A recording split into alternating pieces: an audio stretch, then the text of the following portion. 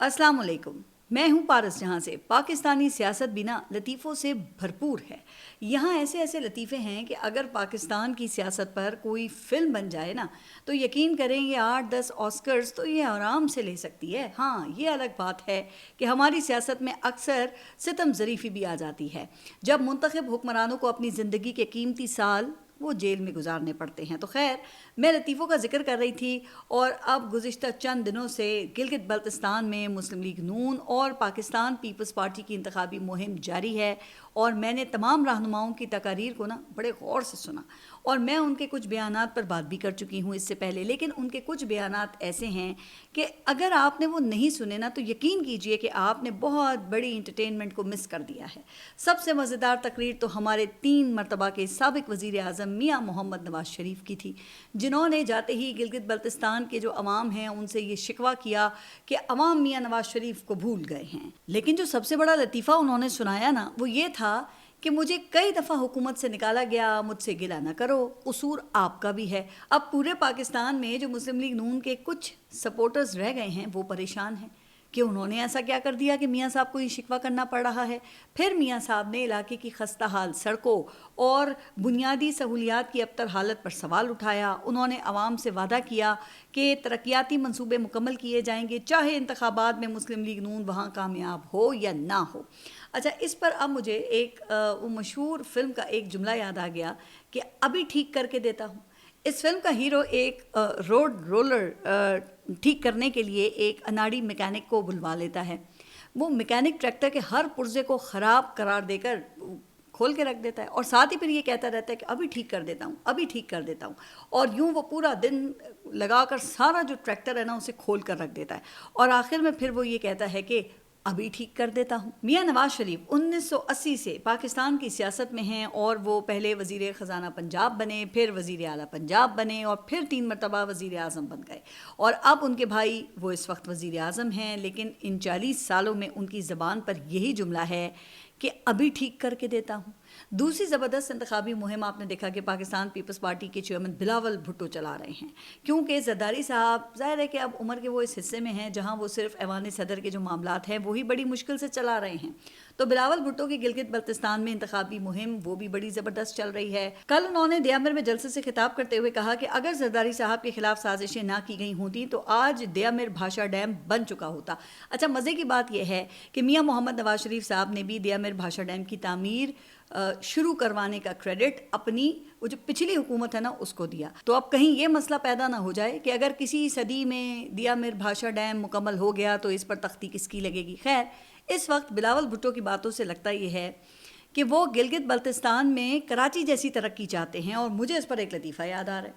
कहते हैं कि लंदन की एक बेकरी के कबाब उमूमन मलका बरतानिया के लिए बकिंगम पैलेस में जाया करते थे। अच्छा, पब्लिसिटी के लिए दोस्तों के मशवरे पर फिर वो जो बेकरी वाला था ना उसने दुकान पर एक बड़े साइज़ का बोर्ड नस्ब करवा दिया जिस पर ये लिखा था कि हमारे यहाँ के कबाब मलका बरतानिया बड़े शौक से तनावुल फरमाती हैं। अब करीब ही की दूसरी बेकरी वाले को ये बात कुछ ज़्यादा पसंद नहीं आई। उसने फ़ौरन दुकान पर एक बोर्ड लगवाया जिस पर तहरीर ये करवाया कि ए अल्लाह हमारी मलका की हिफाजत फरमा। अब बिलावल भुट्टो की ये बातें सुनकर अवाम की ज़बानों से बेसाख्ता ही ये दुआ निकलती होगी कि ए अल्लाह गिलगित बल्तिस्तान की हिफाजत फरमा। अब गिलगित बल्तिस्तान में आपके इल्म है कि 7 जून को इलेक्शंस होने जा रहे हैं और जिस तरह पाकिस्तान तहरीक इंसाफ को वहाँ पे कॉर्नर करने का तासुर पैदा हुआ है, तो इस पर मैं अपने जो मेरे पिछले व्लॉग्स हैं उस पर काफ़ी डिटेल में बात कर चुकी हूँ। अब किसी भी इलेक्शन के साफ़ और शफाफ होने का मेयार वो उन इंतखाबात में लेवल प्लेइंग फील्ड का होना होता है। लिहाजा उम्मीद है कि गिलगित बल्तिस्तान के इलेक्शंस पाकिस्तान की तारीख के शफाफ तरीन इलेक्शंस होंगे, क्योंकि गिलगित बल्तिस्तान में मुस्लिम लीग नून और पाकिस्तान पीपल्स पार्टी को मुकम्मल लेवल प्लेइंग फील्ड हासिल है। जहाँ तक अब ये पीटीआई की बात है तो इलेक्शन उनके लिए अब एक रस्मी कार्रवाई ही बन गया है, क्योंकि हर इलेक्शन से पहले उनके रास्ते में रुकावटों के पहाड़ खड़े कर दिए जाते हैं और आपको पता है गिलगित में तो वैसे ही चारों तरफ पहाड़ ही पहाड़ हैं, इसलिए रियासती मशीनरी को मज़ीद आसानी होगी। लेकिन आप ज़रा तसव्वुर कीजिए कि अगर इस वक्त इमरान खान जेल से बाहर होते और पाकिस्तान तहरीक इंसाफ को वहाँ पर मुकम्मल लेवल प्लेइंग फील्ड हासिल होती और इमरान खान गिलगित बल्तिस्तान और आज़ाद कश्मीर के इलेक्शंस में अपनी जमात की जो इलेक्शन कैंपेन है उसको लीड कर रहे होते, तो फिर गिलगित बल्तिस्तान में इंतखाबात का इस वक्त क्या समा होता। وہاں کے عوام کا رسپانس کیسا ہوتا, کس سیاسی جماعت کے سب سے بڑے جلسے ہوتے, کون سا سیاسی رہنما ایک دن میں کئی مقامات پر جلسے کر رہا ہوتا, اور الیکشن والے دن کس کے بیلٹ پیپرز وہ سب سے زیادہ نکلتے. اب یہ سب مجھے آپ کو بتانے کی ضرورت نہیں ہے, لیکن جیسا کہ میں نے کہا کہ پاکستان کی سیاست وہ ایک بہت بڑا لطیفہ ہے, اور کبھی کبھار یہ لطیفہ ستم ظریفی بن جاتا ہے, اور یہی کچھ پاکستان تحریک انصاف اور عمران خان کے ساتھ ہو رہا ہے. لیکن موجودہ حکومت کی نااہلی اور معیشت کی بربادی کی وجہ سے اسٹیبلشمنٹ کے لیے عمران خان کو مزید جیل میں رکھنا کہا جا رہا ہے کہ وہ مشکل ہوتا جا رہا ہے, اور ذرائع کے مطابق اب اسٹیبلشمنٹ کے اندر سے عمران خان کے لیے آوازیں اٹھنے لگی ہیں. لیکن وہ ایک پنجابی کا مشہور شعر ہے نا, جس کو میں اردو میں آپ کے لیے سنا دیتی ہوں کہ کچھ شہر کے لوگ بھی تھے ظالم اور کچھ ہمیں مرنے کا شوق بھی تھا. تو پاکستان تحریک انصاف کے ساتھ کچھ ناانصافیاں تو شہر کے لوگوں نے بھی کی ہیں, جن میں یقیناً حکومت, اسٹیبلشمنٹ اور شاید عدلیہ بھی شامل ہوگی. لیکن پاکستان تحریک انصاف کی قیادت کو بھی مرنے کا شوق کم نہیں ہے. اب اس وقت صورتحال یہ ہے کہ پی ٹی آئی میں دور دور تک عمران خان کا کوئی متبادل نہیں ہے, نہ ہی ان کا کوئی جانشین پیدا ہو سکا ہے. پی ٹی آئی ہی عمران خان ہے اور عمران خان ہی پاکستان تحریک انصاف ہیں. پاکستان تحریک انصاف کے کارکنان, ووٹرز, عمران خان کی اہلیہ, بہنوں اور اراکین پارلیمنٹ اور صوبائی اسمبلی اور وزیر اعلیٰ سب ہی عمران خان کی طرف دیکھتے ہیں نا, اور خود اہم فیصلے لینے سے یہ آری ہیں. اب پی ٹی آئی میں ہر کوئی اپنی مرضی سے آپ دیکھ رہے ہیں کہ سیاسی فیصلے کر رہا ہے, اور ایک شخصیت کوئی فیصلہ اگر لیتی ہے تو دوسرا اس کی ٹانگیں کھینچنا شروع کر دیتا ہے. اچھا, اب تازہ ترین معرکہ جو ہے وہ سہیل آفریدی اور شیخ وقاص اکرم کے درمیان اس وقت چل رہا ہے, اور شیخ وقاص اکرم وہ پاکستان تحریک انصاف کے سیکریٹری اطلاعات ہیں, اور پی ٹی آئی کی اہم جو پریس ریلیزز ہیں وہ انہی کی جانب سے ظاہر کہ جاری ہوتی ہیں. جبکہ سہیل آفریدی خیبر پختونخوا کے وزیر اعلیٰ ہیں, جو واحد صوبہ ہے جہاں پہ پی ٹی آئی کی اس وقت حکومت ہے. اب یہ بات آپ کے علم میں ہے کہ منگل کو اڈیالہ جیل سے واپسی پر میڈیا سے گفتگو کرتے ہوئے سہیل آفریدی نے یہ اعلان کیا تھا کہ اگر انہیں دیوار سے لگانے کی کوشش کی گئی تو 10 جون کو قومی اسمبلی کے سامنے دھرنا دیا جائے گا اور وفاقی بجٹ منظور نہیں ہونے دیا جائے گا. اب جناب معلوم نہیں کہ اس میں انہوں نے یہ اگر کا لفظ کیوں کہہ دیا ہے, کیونکہ اور دیوار سے لگانا ویسے کیا ہوتا ہے. بہرحال اب ان کے اس اعلان کے بعد پاکستان تحریک انصاف وہ 2 گروپس کے اندر تقسیم ہو گئی ہے, اور ایک گروپ کو شکوہ یہ ہے کہ وزیر اعلیٰ سہیل آفریدی نے اس اعلان سے پہلے انہیں اعتماد میں نہیں لیا. اب کل شیخ وقاص اکرم نے ایک ٹاک شو میں گفتگو کرتے ہوئے یہ 10 جون کے احتجاج سے مکمل لا علمی کا اظہار کیا تھا, اور ان کا کہنا یہ تھا کہ سلمان اکرم راجہ یا پارٹی قیادت کی سطح پر کسی نے بھی انہیں 10 جون کو ہونے والے احتجاج کے بارے میں باضابطہ طور پہ کچھ بھی نہیں بتایا. انہوں نے یہ بھی کہا تھا کہ کچھ دوست اپنی طرف سے اعلان کر دیتے ہیں اور پھر پارٹی اس اعلان کا بھرم رکھتی ہے. انہوں نے یہ بھی کہا, شیخ وقاص اکرم نے, کہ سہیل آفریدی کو عمران خان نے وزیر اعلیٰ نامزد کیا تھا, اس کے بغیر ان کی کوئی حیثیت نہیں ہے. پارٹی کے کچھ لوگوں نے مجھے خط لکھ کر تحفظات کا اظہار کیا ہے. اچھا, پھر شیخ وقاص اکرم کے اس بیان کے بعد وزیر اعلیٰ سہیل آفریدی نے سخت ناراضگی کا اظہار کرتے ہوئے یہ کہا کہ شیخ وقاص اکرم اگر 10 جون کے احتجاج میں آ سکتے ہیں تو ضرور آئیں, ورنہ کسی کی اعلیٰ کاری نہ کریں. 10 جون کو بجٹ اجلاس کے موقع پر صوبائی اسمبلی کے سامنے بھرپور دھرنا دیا جائے گا اور ہم اپنے حق کے لیے آخری حد تک لڑیں گے. ان کا کہنا تھا کہ اس احتجاج میں پارٹی کے تمام اراکین قومی اسمبلی شرکت کریں گے. اب شیخ وقاص اکرم آ سکتے ہیں تو آئیں, ورنہ نہ آئیں. انہوں نے یہ بھی سوال اٹھایا کہ شیخ وقاص اکرم خط لکھنے والے اراکین کے نام بتائیں, کیا یہ خط شیخ وقاص اکرم نے خود ہی لکھے ہیں؟ تو جناب اس وقت پاکستان تحریک انصاف اندرونی طور پر آپ دیکھیں کہ اس صورتحال سے دوچار ہے کہ پارٹی کی جو قیادت ہے وہ آپس میں دست و گریباں ہیں. پارٹی میں فیصلہ سازی کا کوئی معیار ہی نہیں ہے, اور ہر کوئی اپنی مرضی تھوپنے یا اپنی مرضی کے فیصلے کر رہا ہے, اور جس کی کوئی بات نہیں مانی جاتی نا, وہ پھر پارٹی کا ناراض رکن بن جاتا ہے. اب ناراض اراکین خیبر پختونخوا میں بجٹ منظور نہ کرنے کے مشورے تو دے رہے ہیں خوب, لیکن وہ یہ نہیں بتا رہے کہ بجٹ منظوری کے بغیر یہ جو صوبہ ہے یہ کیسے چلایا جائے گا. سرکاری ملازمین, اساتذہ, ڈاکٹر سمیت صوبائی عملے کو تنخواہیں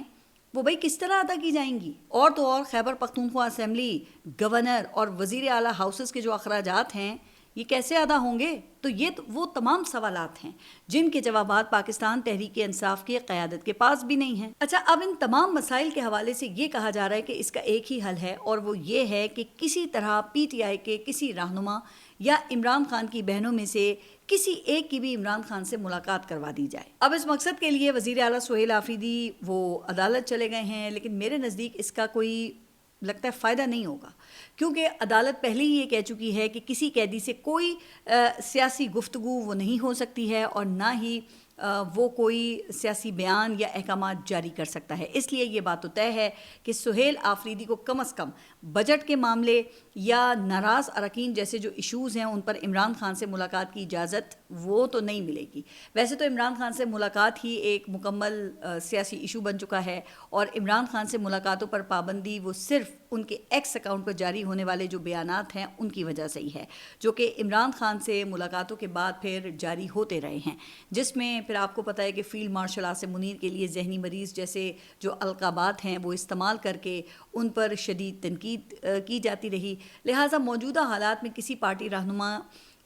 کی عمران خان سے ملاقات وہ تو ناممکن ہی دکھائی دیتی ہے۔ اچھا، اب اگر سہیل آفریدی چاہیں نا تو عمران خان سے سیاسی مشاورت کے بجائے وہ ان کی آنکھ کے علاج کے لیے ہاسپٹل منتقلی اور ان کی صحت سے متعلق حقائق جاننے جیسے جو معاملات ہیں ان کو پھر بنیاد بنا کر عمران خان سے ملاقات کی خواہش کا اظہار کر سکتے ہیں، جو کہ انہوں نے تو ابھی تک تو نہیں کیا ہے، لیکن موجودہ حالات میں اندرونی کشمکش سے حکومت کی جو خوشی ہے نا اس کا کوئی اس وقت ٹھکانہ نہیں ہوگا، اور وہ یہ بھی چاہیں گے نا کہ پی ٹی آئی قیادت آپس میں اسی طرح سے دست و گریباں رہے، اور حکومت کی یہ خواہش ابھی تک تو خیر پاکستان تحریک انصاف والے جو ہیں وہ بڑے اچھے طریقے سے پوری کر رہے ہیں۔ اچھا، ابھی کچھ دیر پہلے ہی میں آپ سے لطیفوں کا ذکر کر رہی تھی نا، تو مجھے وہ اپوزیشن لیڈر محمود خان اچکزئی کا بھی ایک لطیفہ یاد آیا۔ انہوں نے بلوچستان بار کونسل سے خطاب کرتے ہوئے کہا کہ جہاں اسمبلیاں فروخت ہوتی ہوں وہاں غریب عوام کے مسائل حل نہیں ہو سکتے۔ پاکستان میں غیر جانبدارانہ انتخابات ہونے چاہیے، صوبے کے وسائل پر یہاں کے عوام کا پہلا حق ہے، ہم کسی کے خلاف کچھ نہیں کریں گے لیکن ہمارے راستے بند نہیں کیے جائیں۔ اب محمود خان اچکزئی نے کتنی معصومیت سے دیکھیں اسمبلیوں کو برائے فروخت قرار دیتے ہوئے صاف اور شفاف الیکشن کا مطالبہ کیا ہے، لیکن محمود خان اچکزئی نے یہ نہیں بتایا کہ اسمبلیوں میں یہ خرید و فروخت یہ کون کرتا ہے، اور اس میں اسٹیبلشمنٹ سمیت ان کے میاں محمد نواز شریف اور آصف علی زرداری صاحب جیسے سابقہ دوست ان کا کیا کردار ہے، کون یہ سندھ ہاؤس میں منڈیاں لگاتا رہا ہے، اور سینٹ کے الیکشنز میں کون خرید و فروخت کرتا رہا ہے، اور صاف و شفاف الیکشنز کس نے کروانے ہیں۔ ویسے یاد ہے نا کہ محمود خان اچکزئی تو یہ اپوزیشن لیڈر بننے سے پہلے کوئی 1 درجن سے زائد مرتبہ عمران خان کی رہائی کے لیے ملک گیر تحریک چلانے کا اعلان کر چکے ہیں، لیکن اپوزیشن لیڈر بنتے ہی وہ بڑے نرم مزاج ہو گئے ہیں، اور اب تحریک جیسے الفاظ وہ ان کی زبان سے نکلتے ہی نہیں ہیں۔ شاید یہی وجہ ہے کہ پاکستان تحریک انصاف کی فیصلہ سازی کا جو اختیار ہے اب وہ ان سے واپس لے لیا گیا ہے۔ اچھا خیر، اب کچھ خبریں بجٹ کے حوالے سے بھی ذرا ڈسکس کر لیتے ہیں، اور یہ شاید یہ جو آنے والا بجٹ ہے یہ پاکستان کی تاریخ کا واحد بجٹ ہے جس کے پیش کیے جانے کی واضح تاریخ وہی غیر یقینی کا شکار ہے۔ اب یہ بجٹ کل یعنی کہ 5 جون کو پیش کیا جانا تھا، پھر 8 جون کی تاریخ سامنے آئی، اور اب حکومت کی جانب سے 10 جون کو بجٹ پیش کرنے کا اعلان کر دیا گیا ہے۔ 10 جون شام 5 بجے یہ بجٹ پیش کیا جائے گا، لیکن اس کے باوجود بجٹ کی تاریخ کے حوالے سے نا جو شکوک و شبہات ہیں وہ برقرار ہیں۔ اب خبریں ہیں کہ پیپلز پارٹی کے درمیان کئی اہم ایشوز پر اختلافات ہیں، اور ان اختلافات کا تعلق عوام کا خون نچوڑنے سے کم اور آئینی جو معاملات ہیں ان سے زیادہ ہے۔ اب آپ کے علم میں ہے کہ اس وقت یہ 28ویں ترمیم کی خوب باتیں چل رہی ہیں، جس میں 18ویں ترمیم کی کئی شکوں کو ختم کرنا شامل ہے۔ اب صوبوں سے کئی معاملات کی واپسی، گورنر راج کو آسان بنانا، NFC ایوارڈ میں تبدیلیاں، وفاق کے اختیارات میں اضافہ، بلکہ مختصراً اگر یہ کہا جائے نا کہ یہ آئین کو 18ویں ترمیم سے پہلے کی سطح پر لے جانے کی تیاری ہے تو شاید یہ غلط نہیں ہوگا، بلکہ اب تو کراچی سمیت پاکستان کے کچھ بڑے شہروں کو وفاق کے زیر انتظام کرنے کی اس وقت باتیں بھی چل رہی ہیں، اور جو یقیناً پاکستان پیپلز پارٹی کو تو کسی صورت بھی قبول نہیں ہے۔ اب پیپلز پارٹی کے پاس واحد سونے کی چڑیا وہ کراچی ہی تو ہے۔ اگر کراچی بھی پیپلز پارٹی کے اب ہاتھ سے نکل گیا تو پھر یہ لاڑکانہ، سکر اور موہنجو دڑو کے کھنڈرات وہی رہ جائیں گے نا ان کے پاس۔ ویسے تو اب کراچی بھی کھنڈرات کی شکل ہی اختیار کرتا جا رہا ہے، لیکن ہمارا یہ مظلوم کراچی اب بھی پاکستان کا سب سے بڑا شہر ہے، جو کہ پاکستان کو سب سے زیادہ ریونیو کما کر دیتا ہے۔ اب حقیقت میں کراچی وہ پاکستان کو کما کر دینے والی مشین ہی تو ہے، لیکن بدلے میں کراچی کو اس کو کچھ بھی نہیں ملتا۔ اب آپ اگر گراؤنڈ ریالٹیز کو دیکھیں نا، کہ اگر وفاق کراچی کو کنٹرول کرنے کے حوالے سے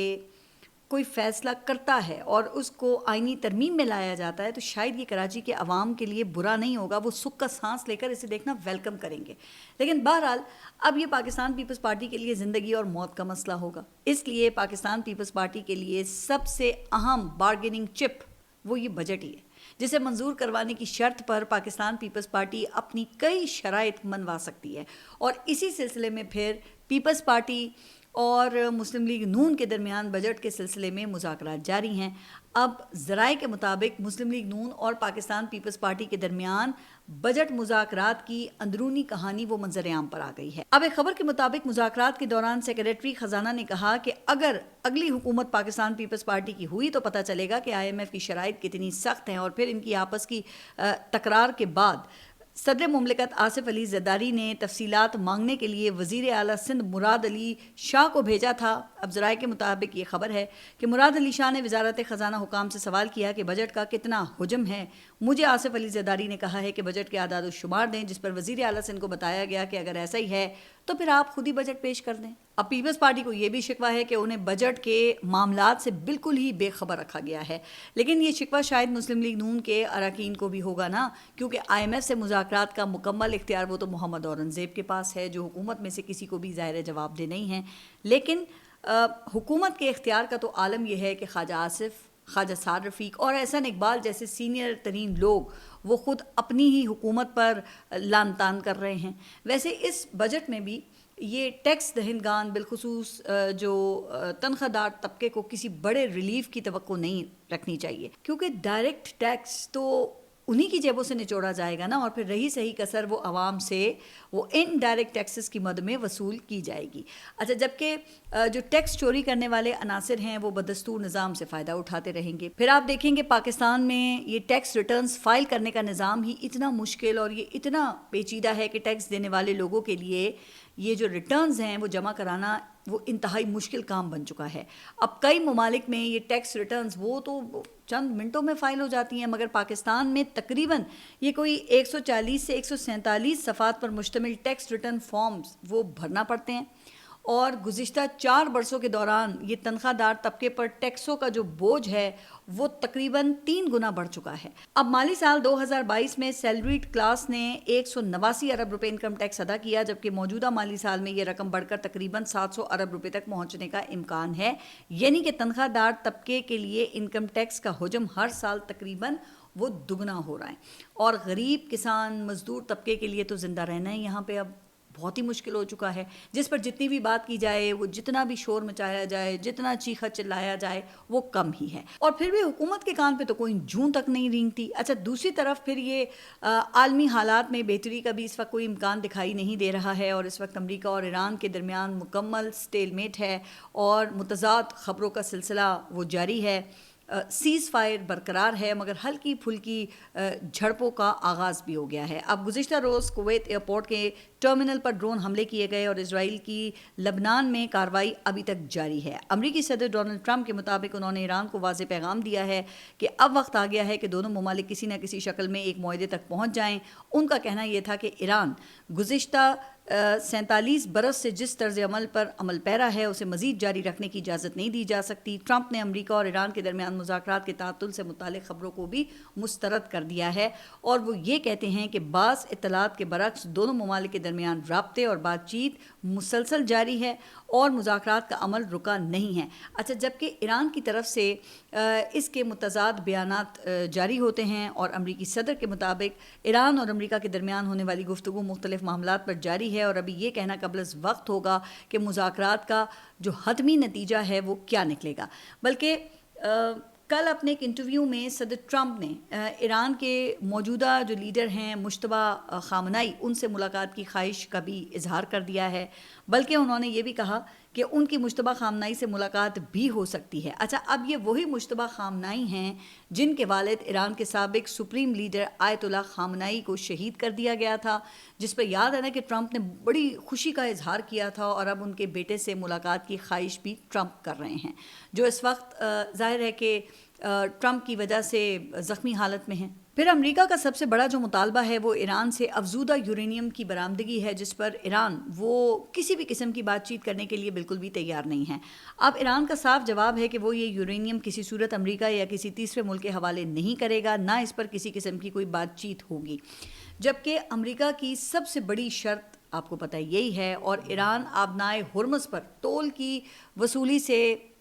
دست بردار ہونے کے لیے بھی تیار نہیں ہے، اور نیتن یاہو وہ ٹرمپ کی جانب سے